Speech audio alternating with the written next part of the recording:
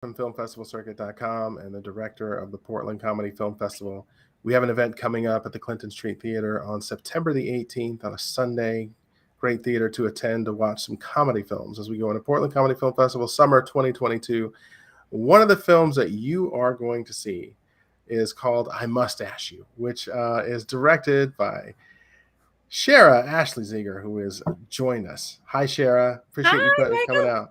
Good to see you. Thanks for having me.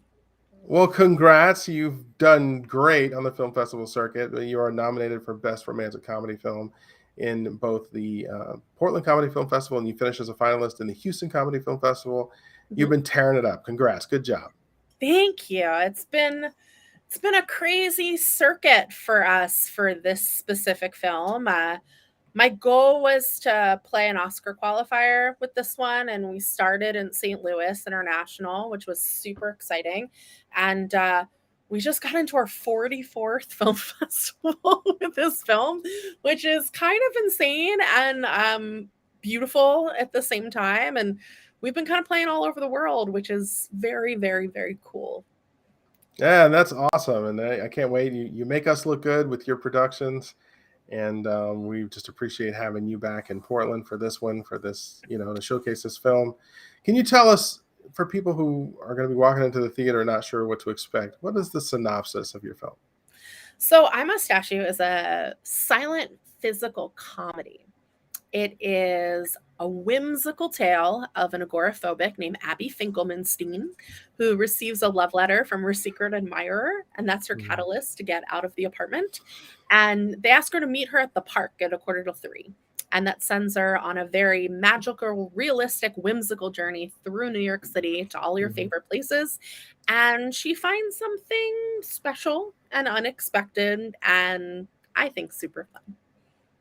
All right, way to set it up. And what motivated you to create this specific film, especially in this style? What was your motivation here? So I was motivated by a couple of different things with this. One, it was a personal challenge to myself because I wrote it, produced it, directed it, and I'm the only actor in this film. Lots and lots and lots of hats.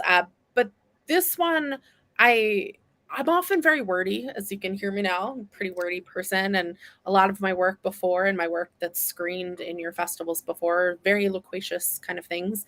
So it was a little bit of a personal challenge to how can I create a compelling story without any dialogue. So that was one. Um, Another film of mine, Joe, that screened a bunch of your festivals before, that was very romantic and whimsical and very New York love in it, did so well on the circuit, and I it said to me that people love this aspect of my work, and so I sort of took that up a notch with Love Letter to New York City. 3-day shoot in 15, no, 16, sorry, locations, was a little bit insane. And so took that up a notch. But also as an actor, I was on a replacement list for Cirque du Soleil for a while. And I have a strong physical comedy background in my work that I really didn't have an example of on camera because a lot of that work is theater related. And so I love Buster Keaton. I love Alice Guy Blaché. I love like all of the old stuff, that said to myself, like, well, why don't I make a film that showcases this aspect of what I do, and but make it modern and make it something that's specific to me and specific to a new world and elevate that genre, and for today's audiences. All right, good stuff. Well, I think you accomplished what you were trying to set out to do. I see all those influences in your work for sure. Thank you.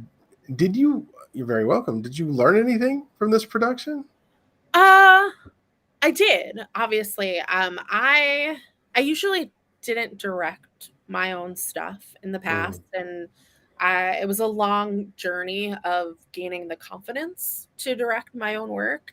Um, and this my vision was so artistically specific that I couldn't give it to somebody else.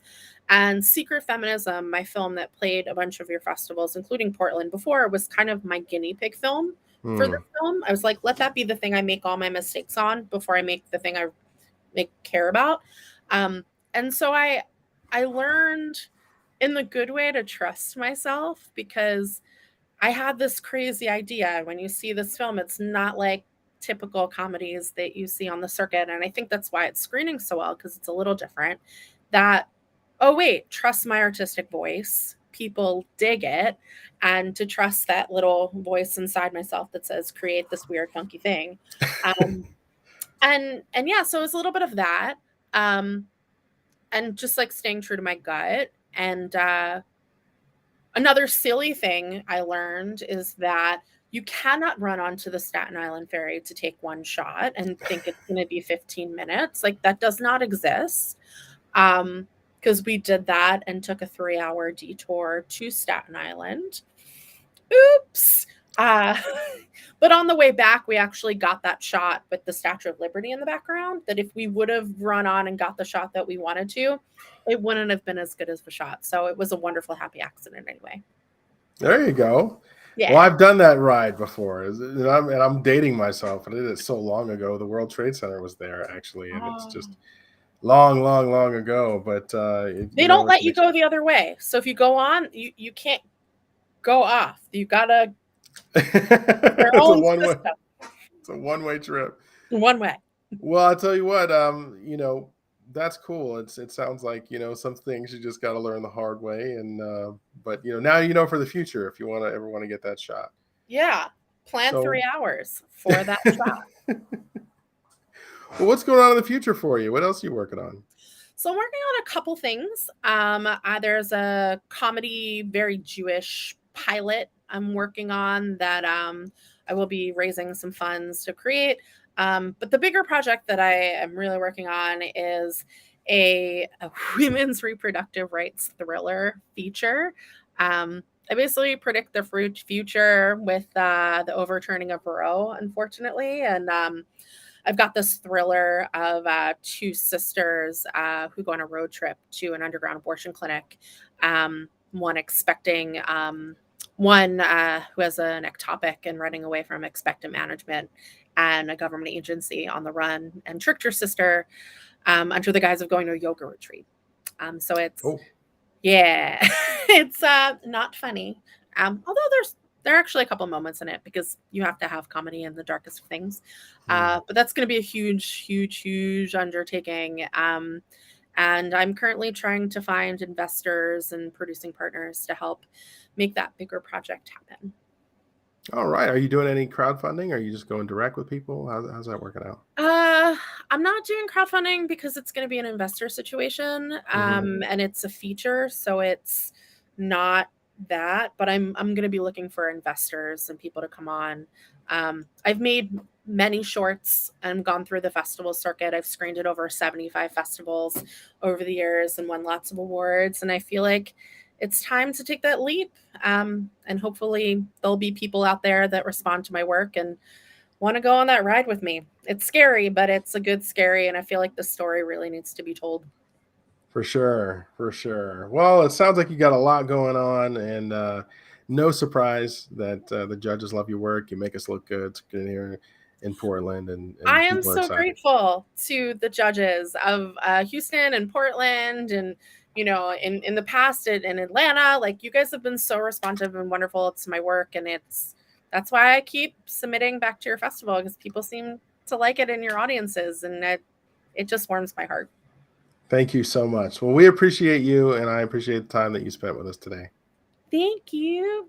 No worries. Have a good one. Enjoy your long weekend. Thank you.